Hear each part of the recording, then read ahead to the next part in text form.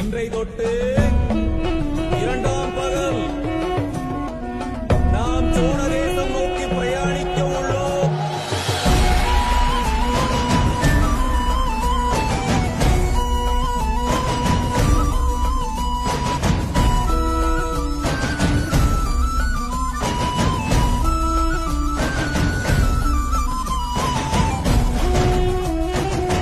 வெற்றி கழகத்தின் இரண்டாவது மாநாடு மதுரையில் நடைபெறவுள்ள நிலையில் அதற்கான ஏற்பாடுகள் பிரம்மாண்டமாக நடைபெற்று வருகின்றன.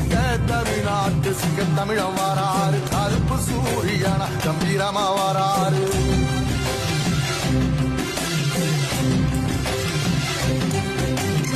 ஏழசனங்களுக்கு பங்காளியா வாராரு, வாரி கொடுப்பதிலே வரலாற வாராரு.